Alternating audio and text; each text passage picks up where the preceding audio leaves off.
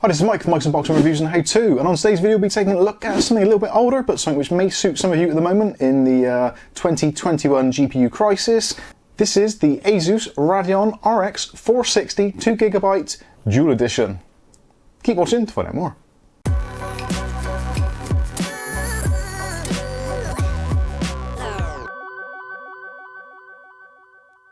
Okay, so we all know at the moment there is a massive GPU shortage and it's really difficult to buy anything which is at a sensible price, which is why I've picked up this one. Now, big thanks to Matthew Day who pointed this one out to me on our CEX site here in the United Kingdom. So CEX, for those who don't know, is actually a really good place to pick up used bargains. Well, mostly.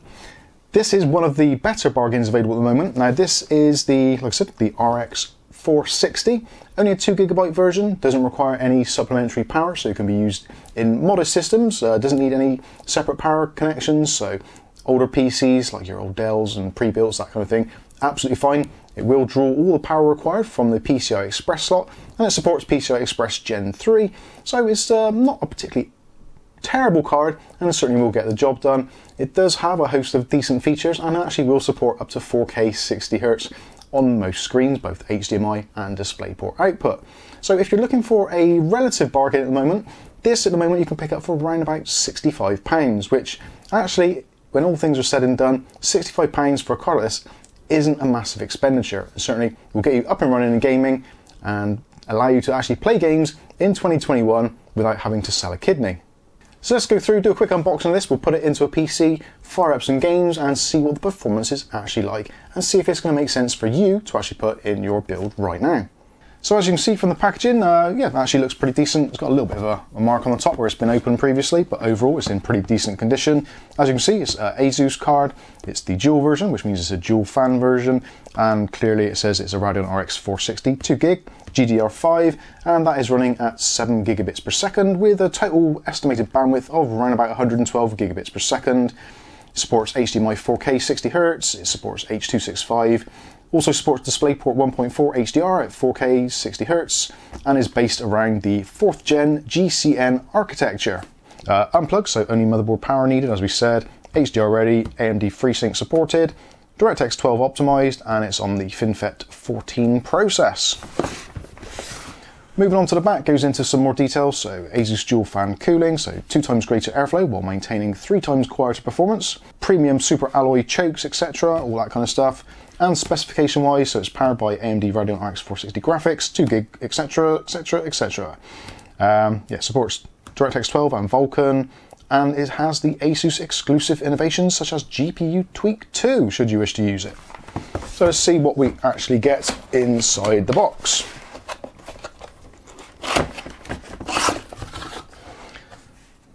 Looks pretty good. So we've got our Asus information there. We've got a installation guide and manual. Well, that was ripped, but just a bit weird looking. We've got one of these round things, which some people may find a use for. And we've got the card itself, which is actually a pretty nice looking card, especially if you're going for one of those kind of white builds. No backplate on this one, unfortunately, just a plain black PCB, which again should fit into most builds. And as you can possibly see already, this one has been unmolested, so the actual security tag there on the back is still intact, so it's never been taken apart, which is possibly a good thing, but we may need to replace the paste on this. We'll see how it performs. As you can see, there's no extra power connectors required, none of that stuff. And on the back here, we've got our I/O, so we've got a DVI connection, a HDMI connection, and a DisplayPort connection. So yeah, looks pretty good so far. Next thing to do is to put it into a system and see if it actually works or not.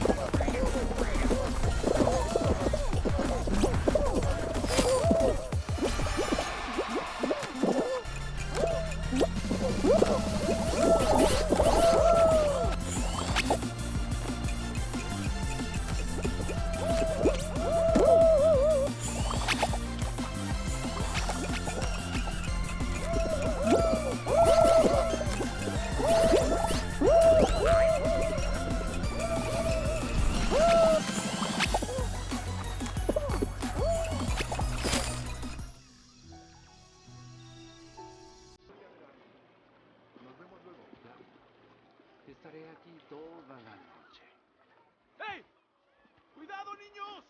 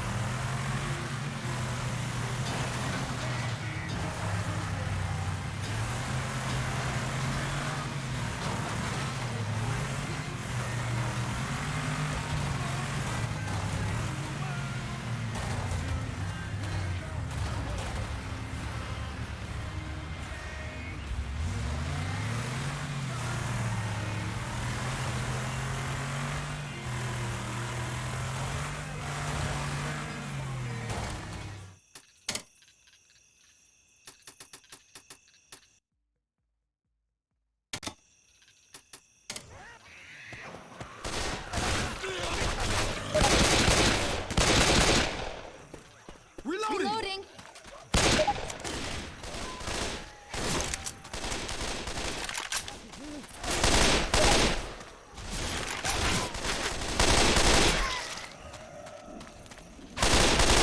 Reloading!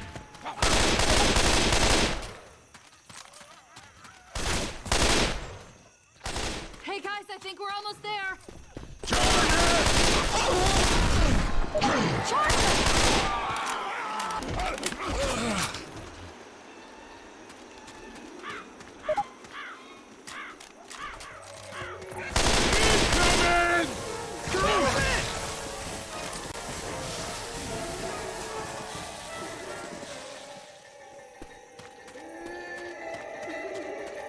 Shit, never thought I'd go looking for the military. The honest-to-God military.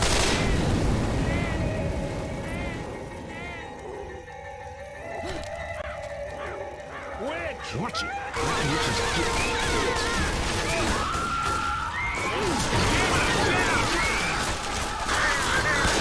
Reloading!